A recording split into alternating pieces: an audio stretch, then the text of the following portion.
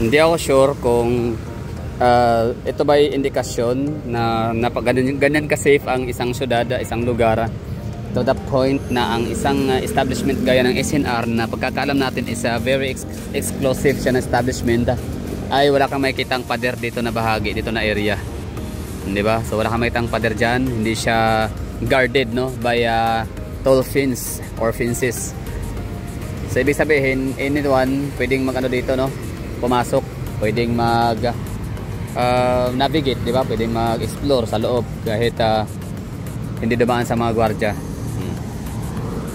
So yun lang, bali ang ang Lucena City is nabasa ko nung mga nakarang linggo na pasok ito sa isa siya sa may pinaka-safe na lugar, isa siya sa pinaka-safest city.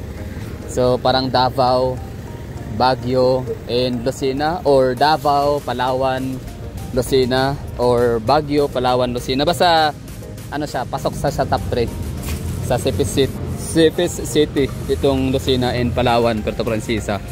So di ko alam kung ang Davao natanggal na ba sa sa picture o andyan pa rin. Basta ang mahalaga dyan, pasok sa top 3 si Puerto Princesa City and si Lucena City. Kagabi hindi ko lang talaga makuhang maglabas, like may balak ako nung kanina, like mga alas 2 ng madaling araw or alas 3. Lalabas sana ako papuntang city proper. Yan, problema naman pala talaga ay malayo, no? Napaka distansya ko sa aking Airbnb papuntang bayan.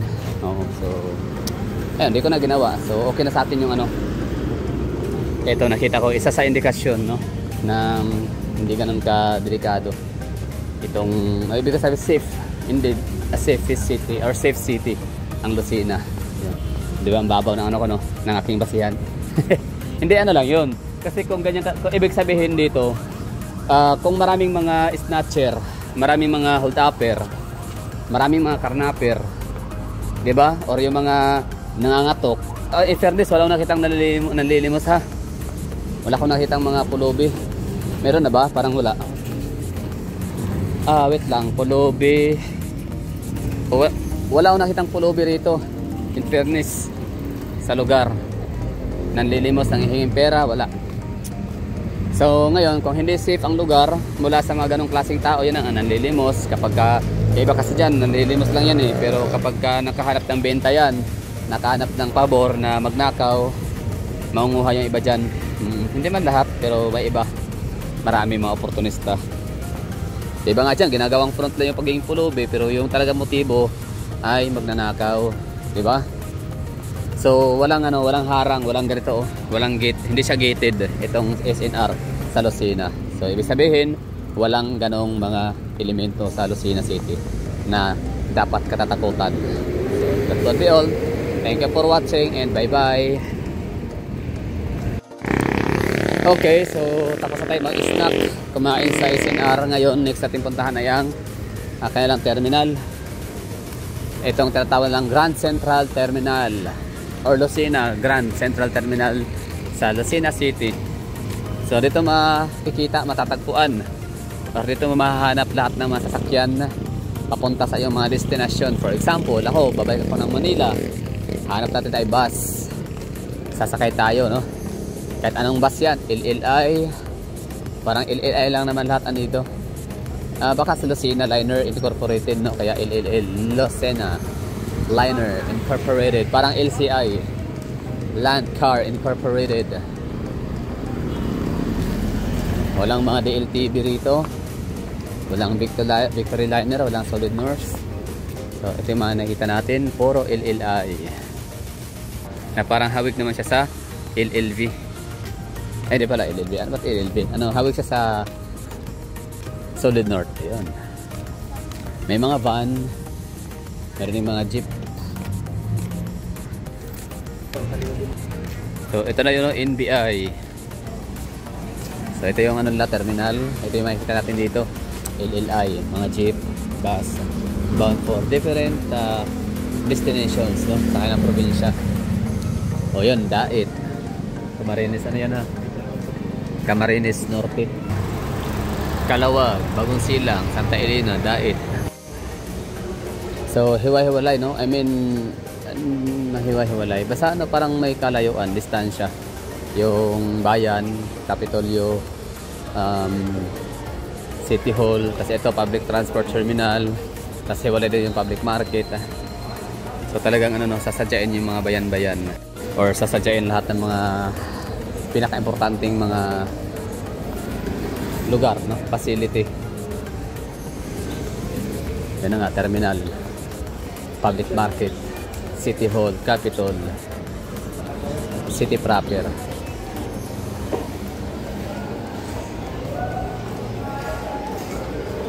Sila mga eatery, karinderya, malinis. Oo.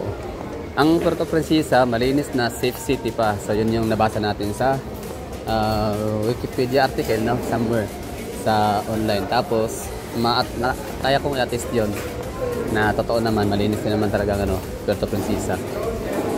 Tapos yan, safe din of course. Yung mga driver na talagang ano, nagtatry ng best nila na mas kikitang malaki o kikitang mas malaki, understood na natin yun sa panahon kasi ngayon na grabe yung kahirapan, grabe yung paghirap. So talagang kung magkakaroon sila ng chance, talagang ano sila, didiskarte, didilihin siya sa Puerto Princesa. Pero huwag naman sana dumating sa punto na magnakaw na sila, mang snatch, nito yung parang ano, parang manloko ng mga pasahero.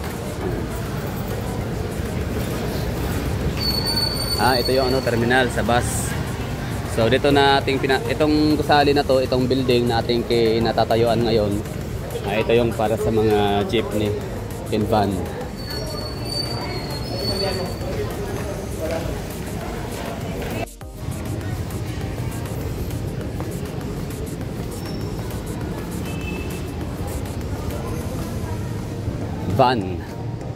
Van, jeep ang mga andito. Or van, no, mostly yan sa kabila, van. Yung mga bus naman na sa kabilang building. Ito parang ano lang to, parang paradahan, tambayan, paradahan or budiga, ano pa tawag dyan, sa jam liner, LLI liner, jack liner. So tara, proceed tayo sa kabilang ano, building kung saan doon ang sakayan ng bus pa Manila.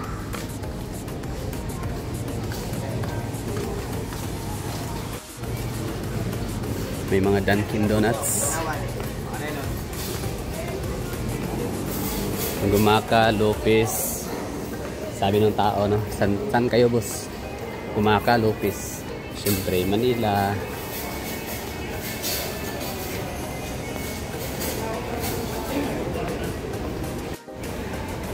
Okay, ayan na, Mr. Donut.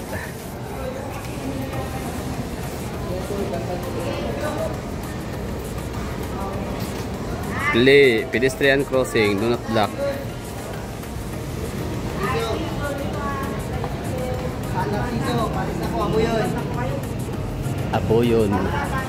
Aboyon, Quezon.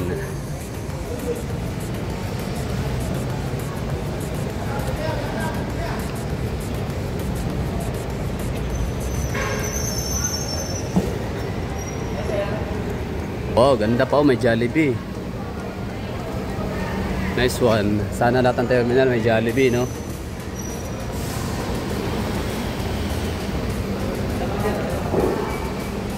Magkano pa Manila? Saan ba? Pasay? 310. Ha? 310.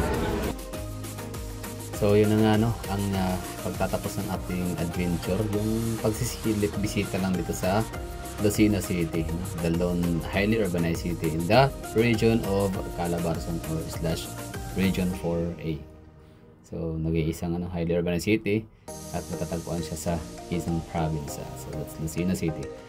So sana yung nagustuhan niyo, I mean sana nag-enjoy kayo kahit paano, no, sa aking ginawang pagsama sa inyo, or ibig sabihin sinama ko kayo sa aking mga munting gala, no, munting paglalakwatsa saan mga highly urbanized city sa Pilipinas. So far, Zamboanga City na lang yung hindi ko pa na puntahan na highly urbanized city dito sa ating bansang Pilipinas. Although hindi ko pa napuntahan yung mga Navotas City, yung mga Malabon, like for vlog purpose, like napuntahan ko na dati pero i-vlog yung i-content yung ipapakita ko sa inyo na mga andyan lang sa Davao, andyan lang sa Visayas and some part of Luzon and sa iba yung mga taga-ibang bansa na hindi naman din talaga dito ganito ka-importante itong mga lugar na to sa inyo panigurado, no?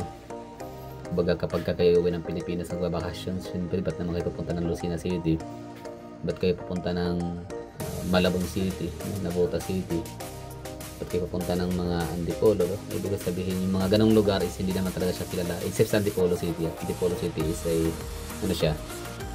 tourist destination din siya sa Rizal Province. In fact, Rizal Province is parang isa yan sa rason ba't siya naging richest province, no, next to Cebu if I'm not mistaken. So top 5 richest city top 5 richest province in the Philippines, namely Cebu Province. Number 2 ang Rizal. Number 3 is Batangas City. I don't know ang Davao de Oro. So kung nasa spot number 4 pa rin ba siya. Basta Davao de Oro Province used to be at the top 2 next to Cebu Province. So ngayon naging 4 na lang siya. So talagang naungusan siya ni Rizal Province and Batangas Province. Panlima, di ko alam kung sino ang nasa spot number 5. Basta yun na yun, no? So maraming thank you sa akin sarili, syempre, no, na binigyan ko ng pagkakataan ng sarili ko na mabisita itong Lucena City. Kasi dati hindi ko naman ito masyadong alam. Ibig sabihin parang na ako yung nagva-vlog na back in 2022. So syempre may kinalaman sa mga highly urbanized city, no, mga malaking syudad sa Pilipinas, and hindi maiwasan yung mga comparison ng mga viewers, no, comparison ng mga tao, which is better, which is good to compare mga gano'n, no. So syempre ayun, kumbaga dahil dun sa mga ganong komento, ako'y nagpasya, no, or nainganyo na parang gusto kong bisitahin tuloy lahat ng highly urbanized city sa Pilipinas, kasi parang may mga di maiwasang paligsahan, no, competition ang mga tao, mga viewers sa comment section. So ayun, kumbaga naging opportunity rin siya sa akin para makapag-pasyal, makapagala yun nga sa mga highly urbanized city at ipakita sa inyo through vlog.